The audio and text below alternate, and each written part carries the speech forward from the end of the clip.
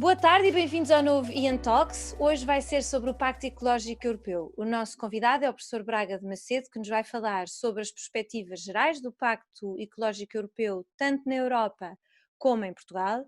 Vai-nos falar sobre finanças verdes e como é que ajudam à transição e também sobre a responsabilidade social das empresas no âmbito das políticas verdes, mas também de outras políticas éticas e de responsabilidade social. Começava aqui com 3 perguntas para assim mais de natureza mais geral.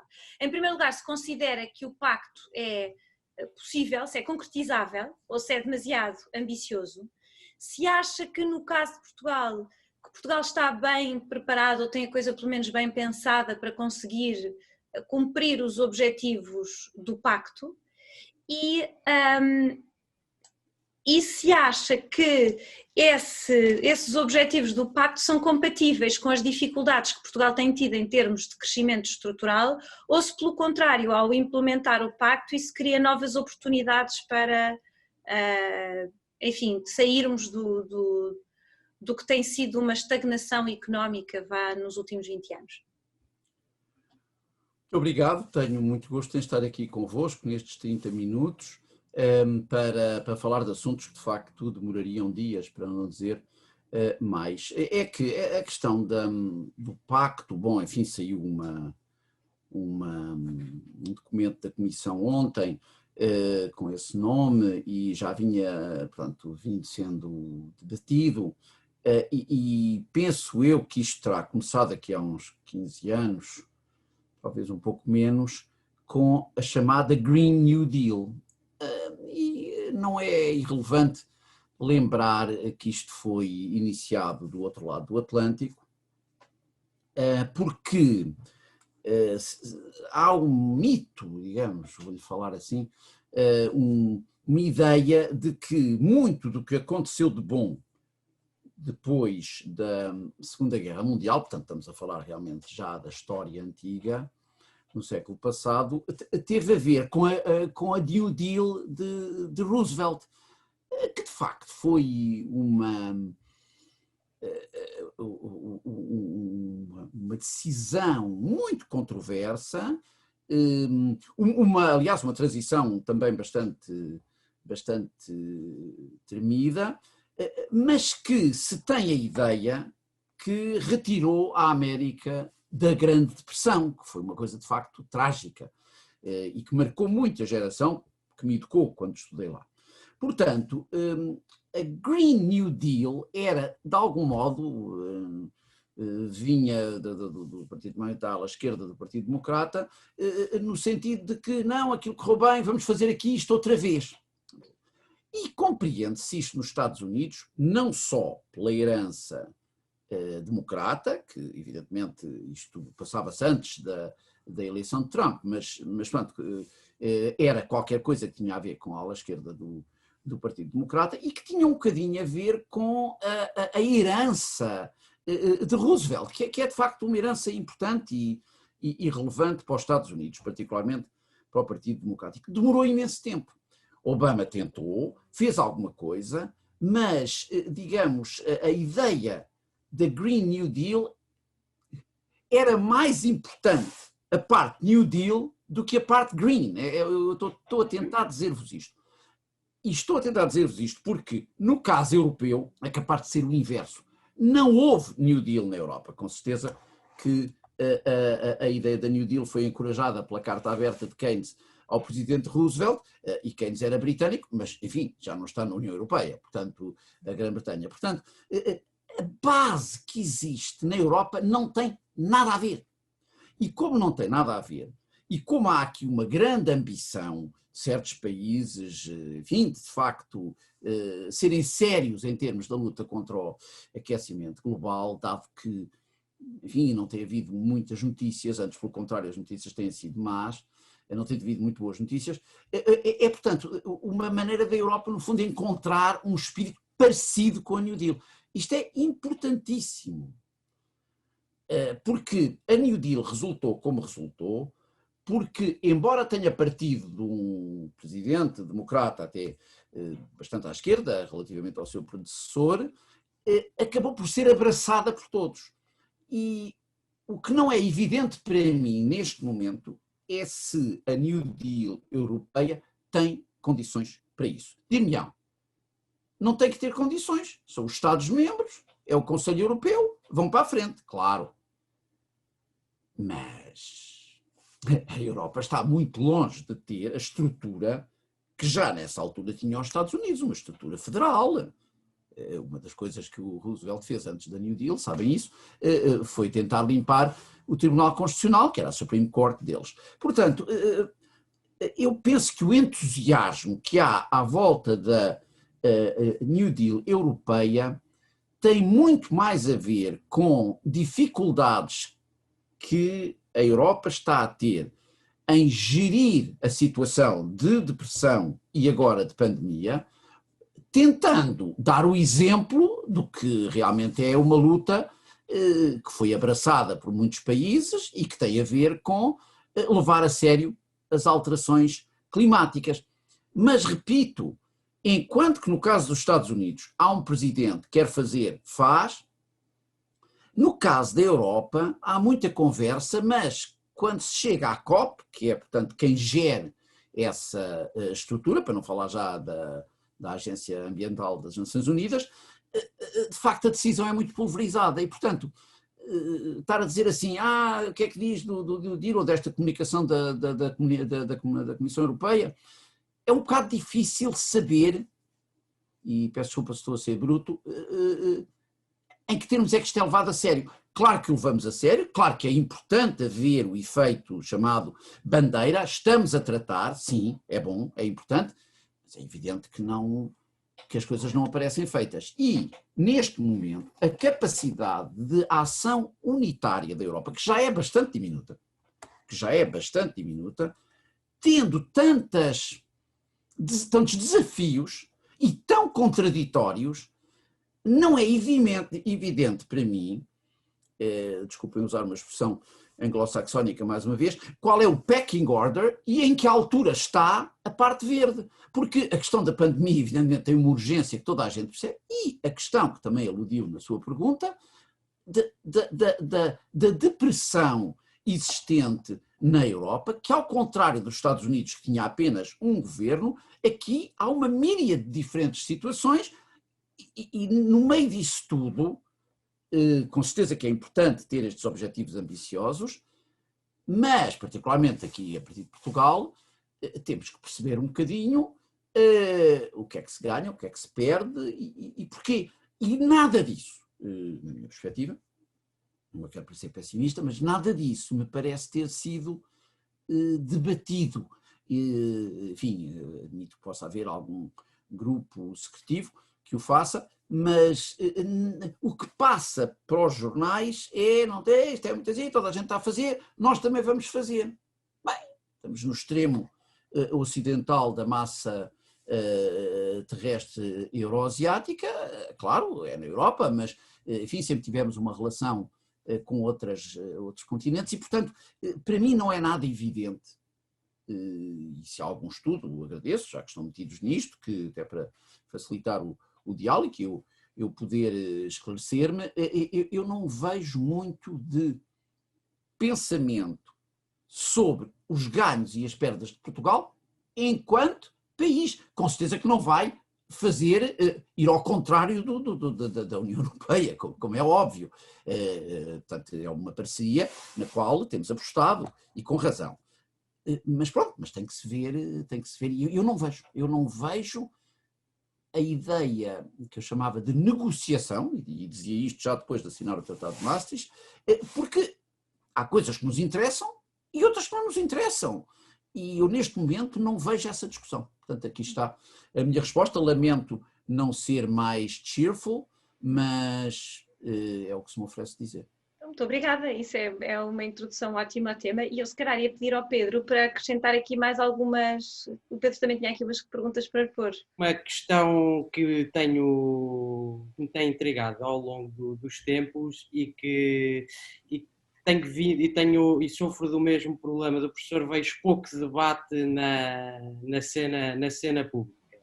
E a questão tem de ver com o mar, um ativo para Portugal importante, grande, um ativo grande nos seus quilómetros quadrados, se é que assim podemos dizer, e eu gostaria de perguntar ao professor se o professor não vê uma oportunidade neste Green Deal, nesta mudança económica, para nós explorarmos esse ativo que até agora tem sido posto de parte, ou pelo menos aparenta ter sido posto de parte. Não foi combinado, como é evidente, mas é o melhor exemplo que se poderia encontrar. Admito que possa haver outros, mas para mim, certamente, o melhor exemplo daquilo que eu queria dizer. Se um país como o nosso, em que, como é evidente, praticamente é só mar e Espanha, como sabemos, e mais mar que Espanha. Então, aqui está uma área em que, para além de sermos todos europeus, seria quase essencial que Portugal puxasse, não era puxasse pelas coisas que já são do seu interesse, era puxar para aquilo que não consegue fazer sem ter os outros, porque evidentemente é a nossa dimensão escassa. E, portanto, o Pedro teve toda a razão em salientar isso neste contexto. É claro que isto está no documento da Comissão que fiz referência, está lá agências novas e uma série de assuntos que são realmente, têm a ver com o mar. Mas não seria de esperar que no debate nacional esse aspecto, que já vinha de trás, mesmo no pior momento dramático da Troika, havia interesse nas questões do mar, aquele barco, já não me lembro agora o nome, peço desculpa, mas portanto havia uma série de iniciativas, mesmo numa altura em que estava tudo inquieto quanto à sobrevivência financeira do país. A financeira não é um país, pronto, arranja sempre maneira, mas quer dizer, é evidente que quando está sem acesso aos mercados, vive-se pior, não é? E, portanto, naquela altura, a verdade é que não havia acesso, tinha que haver apoio. Portanto, mesmo nessa altura, eu acho que é uma excelente sugestão. Não digo que seja a única, mas é certamente uma em que Portugal tem todas as condições para liderar. Eu lembro-me, tentámos um projeto, não avançou, mas um projeto que era, chamava-se Out of the Blue, era dirigido pelo Reino Unido, enfim, até muitas coisas foi depois que saiu da União Europeia, e que era justamente tentar articular um pouco as políticas que tinham a ver com o aproveitamento de tudo o que é oceano. E há, de facto, portanto, há uma série de instituições, não nego, mas não vejo muito a ligação entre a dimensão governamental, talvez seja a falha da observação, a dimensão governamental, a dimensão empresarial e a dimensão da sociedade civil, digamos assim, das ONGs. Portanto, acho uma excelente pergunta. Eu quase estava com vontade, Pedro, desculpe lá, de lhe restituir a pergunta e de lhe perguntar como é que acha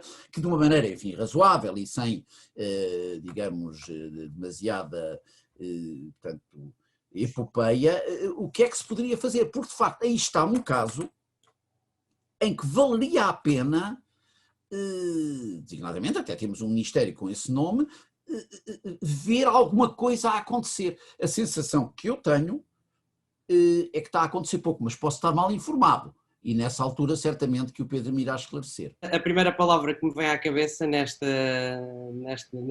sua restituição de pergunta é hidrogênio. Muito hábil. Desenvolvimentos que foram feitos pela Universidade de Stanford e pela Universidade de Flórida, que arranjaram uma maneira de produzir hidrogênio através da água do mar, o que só poderá eventualmente reduzir bastante o custo marginal desta energia. Eu acho que é indiscutível, acho que, portanto, há muitas outras coisas, mas enfim, escolheu essa não por acaso, e de facto aí está um caso em que o governo, pelo contrário, até tomou uma grande dinâmica e ligou-se com empresas e enfim, com um entusiasmo muito grande, isso segui. pronto, quer dizer, como se costuma dizer, é early days, e agora é de facto, quer dizer, eu não estava a ver o hidrogênio de uma maneira tão química e, portanto, não. Mas tem toda a razão. É de facto uma área interessante, uma área que tem a ver, portanto, com as energias renováveis e que, portanto, tem uma importância extrema para a luta por um ambiente por um ambiente menos carregado de fósseis, de combustíveis fósseis. Tem toda a razão. Agora, a sensação que eu tenho é que é um plano que vai demorar, é um plano europeu. Portugal tem, ao que parece, 1 ou 2 consórcios, não é? E enfim, vamos ver, mas eu não esgotaria de maneira nenhuma. Eu penso que a questão do oceano tem uma dimensão científica própria, não é? Em que, dada a nossa gigantesca zona marítima, é essencial, enfim, não é preciso ter ligação à marinha, eu até fiz o exército, mas enfim, é de facto uma coisa obsidiante para eles, e com razão, e essa dimensão do hidrogênio tem toda a razão, mas eu não sei se... Quer dizer, não sei se está no mesmo plano que outras coisas em que Portugal já investiu e que eram essas às quais eu estava a fazer a referência. Agora, sem dúvida, que tudo aquilo que permitir a Portugal, portanto, substituir energia fóssil por energias renováveis e, portanto, além do hidrogênio, o vento offshore wind e, portanto, esse tipo de tecnologias são altamente desejáveis e estão a ser utilizadas, mas cá está, atenção, ao contrário do hidrogênio, que tem um envolvimento público, enfim, também é muito, muito claro, pelo menos para mim, exatamente o que é que quem faz quem, mas enfim, mas há realmente um consórcio. No caso do offshore wind é uma atividade perfeitamente competitiva, internacional, e em que há uma série de alianças, de partenariados que estão a fazê-la em todo o mundo, aliás.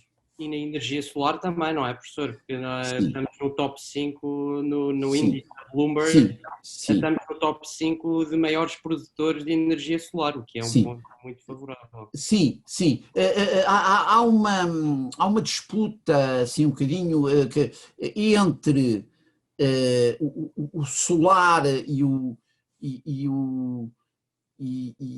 vento, por causa das questões não é da sazonalidade, mas é portanto, da continuidade, e portanto, enfim, há ali uma série de custos às vezes escondidos, e portanto eu não falei logo no solar, mas tem toda a razão, tem que se dizer, mas em segundo lugar, na minha perspectiva, eu acho que a grande novidade é o sucesso extremo e a capacidade tecnológica que Portugal tem revelado no offshore wind. Isso pode agora implicar, como o Pedro sugeriu e com razão, no hidrogênio também um first move advantage, mas no solar também já existe. A questão é que tem particularidades, de facto, neste momento, julgo eu, relativamente aos outros dois, e portanto há preços aos quais o solar deixa de funcionar, e isso, pelo menos nos outros casos, não me parece ser tão evidente. Para se calhar aproveitava, porque sei que tem interesse neste tema, para lhe perguntar também, na sua opinião, como é que o setor financeiro se pode adaptar, pode apoiar esta transição, será que beneficia e de que forma é que vê esta ligação ao setor financeiro? É uma excelente pergunta, Inês, como não podia deixar de ser, não basta brandir livros, há naquele livro, no segundo que brandi, um capítulo sobre a Green Finance, que é agora a coisa mais chique a seguir ao offshore wind, e que é da maior importância. É muito interessante, e não quero aqui entrar em questões de género, mas é muito interessante ver que o Banco Central Europeu, ultimamente, tem tido uma atitude de bonomia relativamente à finança verde que ninguém esperaria anteriormente que se pudesse verificar, e que poderá ter uma explicação muito simples. que certamente a Inês depois irá esmiuçar. Mas a verdade é que está no debate, quer dizer, e como o Banco Central Europeu está no debate, ao contrário, por exemplo, da Comissão Europeia, no caso do Banco Central Europeu, há matérias em que não discute com ninguém. Portanto, de facto, essa. E a circunstância de, apesar de ainda ontem há um op-ed do presidente do Bundesbank a dizer mal do Green Finance, a título pessoal, claro. A verdade é que isso é uma hipótese, e é uma hipótese muito interessante.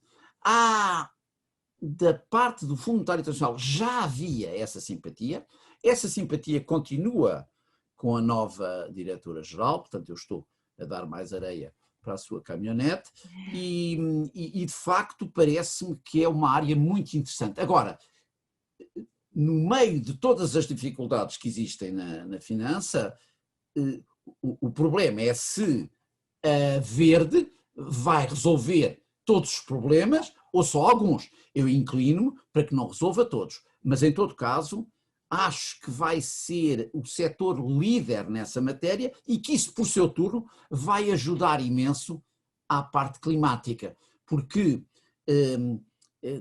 os países mais ricos, onde, enfim, têm uma reputação financeira e uma estrutura financeira mais avançada, se não conseguirem que o setor financeiro acompanhe, nós evidentemente vamos ter problemas.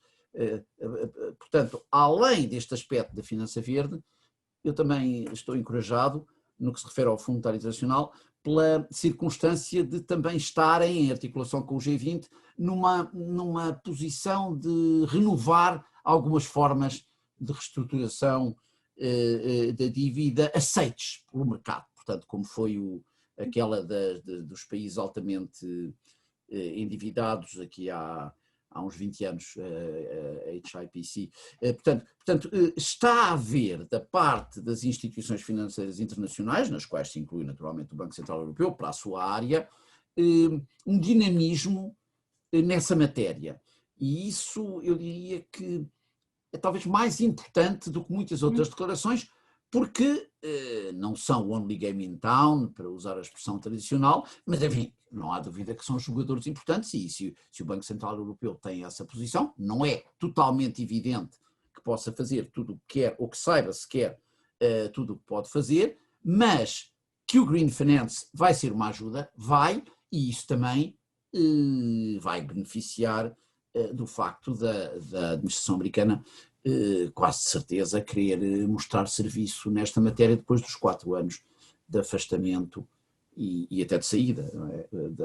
Sim, do Acordo de Paris, sim. Uma pergunta teutónica, vá. Um último ponto positivo, temos várias empresas portuguesas em rankings mundiais e europeus de sustentabilidade e cada vez se notam mais empresas interessadas em corporate social responsibility, e isto leva-me à frase de Milton Friedman que disse: "The only corporate social responsibility a company has is to maximize its profit", e penso que o paradigma possa estar a mudar. Essa frase de Friedman é famosíssima, e a coisa mais interessante para notar, enfim, que todos sabem, é que o National Manufacturing Board dos Estados Unidos aprovou uma resolução aqui há um ano, que teve honras de primeira página do Financial Times, a dizer não é assim, porque temos que ter a tal ideia de pensar nos stakeholders.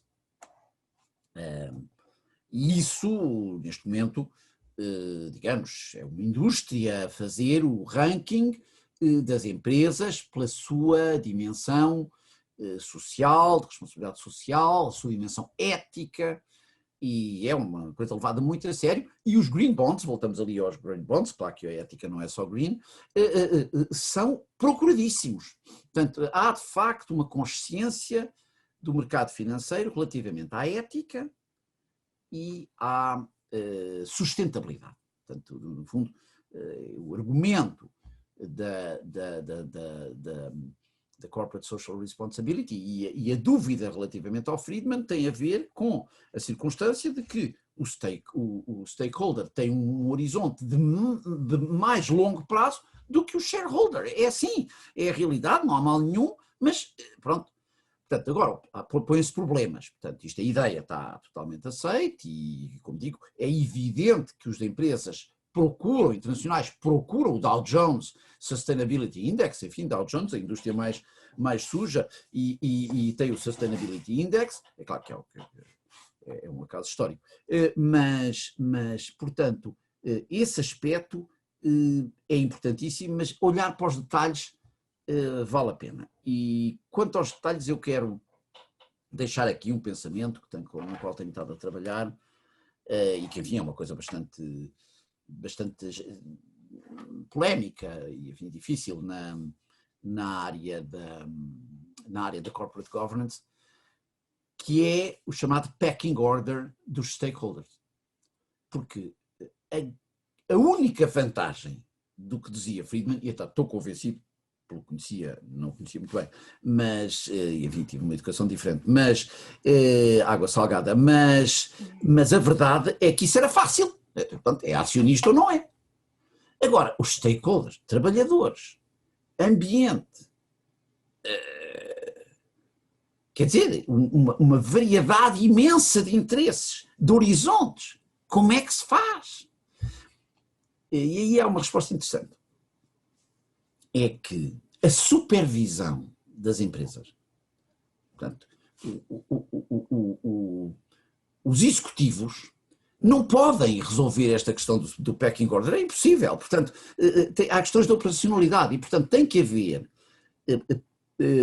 órgãos que permitam, ajudem a empresa a não estar numa visão puramente friedmaniana, mas também não ir à falência, não é?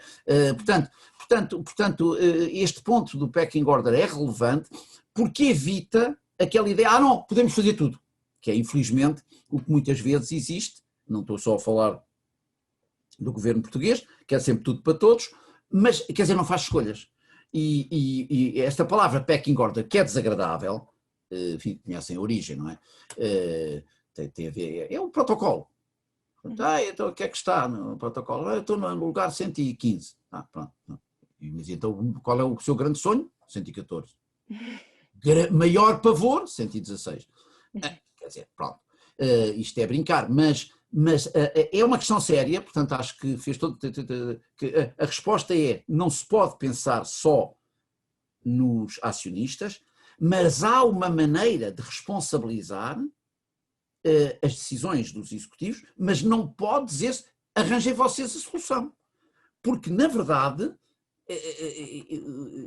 é um problema que só se pode resolver se souber quem e como e em que circunstâncias, e com certeza que as soluções vão ser mitigadas. Para certas coisas, por exemplo, poderão ser mais os trabalhadores, para outras coisas os clientes, quer dizer, há realmente um conjunto, e então para empresas internacionais mais difícil é. Então, muito obrigada ao professor Jorge Braga de Macedo por ter estado connosco hoje e por ter conversado sobre estes temas e ter-nos dado a sua opinião e a sua sabedoria sobre estes assuntos, e agradecemos a todos os nossos ouvintes e agradeço também ao Pedro Melo o facto de ter estado aqui e nos ter partilhado comigo esta moderação.